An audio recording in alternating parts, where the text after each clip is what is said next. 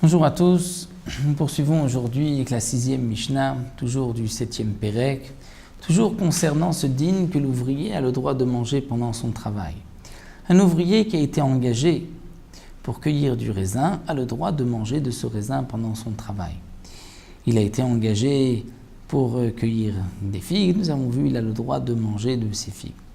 Étant donné que le raisin, les figues poussent sur le sol, et lorsqu'il travaille, le raisin est encore rattaché au sol, et ça, son travail, c'est Gmar Melacha, il les détache du sol. Nous avons vu que si un homme a été engagé pour traire des vaches, pour fabriquer du fromage, là il ne pourra pas manger, étant donné que le lait n'est pas considéré comme guidou les carcas, comme poussant sur le sol.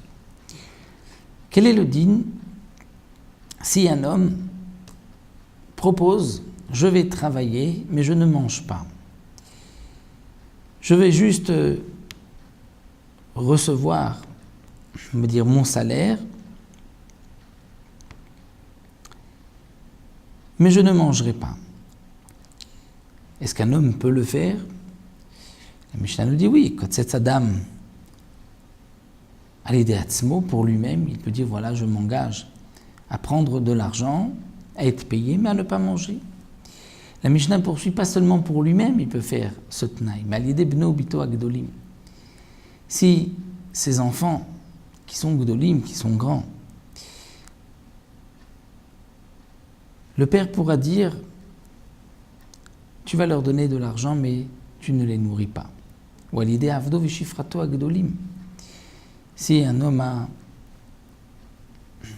engagé son esclave, sa servante agdolim qui sont grands, ou à l'idée ishto, pour sa femme,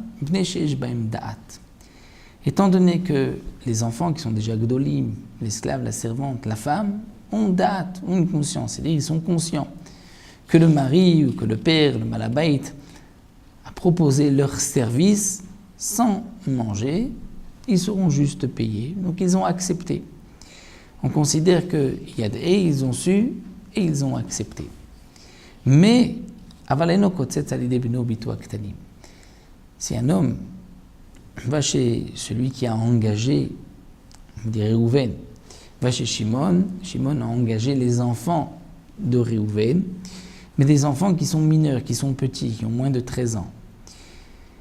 Il les fait travailler, Réhouven peut se rendre chez Shimon, mais il ne pourra pas dire, lorsqu'il se rend chez Shimon, il ne pourra pas lui dire voilà, tu ne leur permets pas de manger et ils recevront de l'argent. Non, étant donné qu'ils n'ont pas de da'at, ils ne sont pas mukhalim, ils n'acceptent pas de ne pas manger et d'être payés. De même, à l'idée avdo vishifrato aktanim, si on a engagé l'esclave et servant de Réhouven, ou à l'idée behemto, si c'est la bête de Réhouven, Réhouven ne peut pas dire à Shimon, voilà, tu ne laisseras pas mes enfants manger, tu ne laisseras pas mes esclaves manger, tu ne laisseras pas ma bête manger, mais ils seront payés pour cela. Non.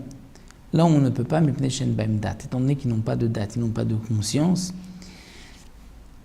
Donc le balabait ou le père ne pourra pas proposer ce tnaï, puisque les enfants ne peuvent pas accepter un tnaï pareil. Et donc, c'est contraire au din de la Torah qui permet aux ouvriers de manger.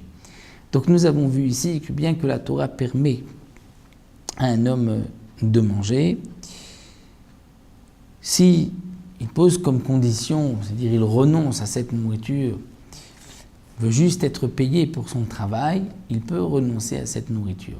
De même, si le tnaï a été proposé pour des adultes, si ces adultes font confiance, ils sont sommaires au balabait qui a proposé ce tnaï à leur père, à leur maître, à leur mari, dans ce cas-là, c'est valable puisqu'ils ont da'at, ils sont mochalim, ils acceptent. Mais s'ils n'ont pas de da'at, ils ne peuvent pas accepter.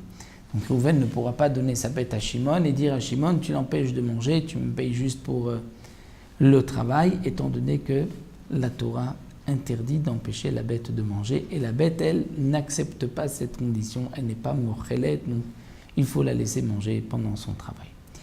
Voici donc pour la Mishnah Vav. Et on poursuivra encore, nous avons encore,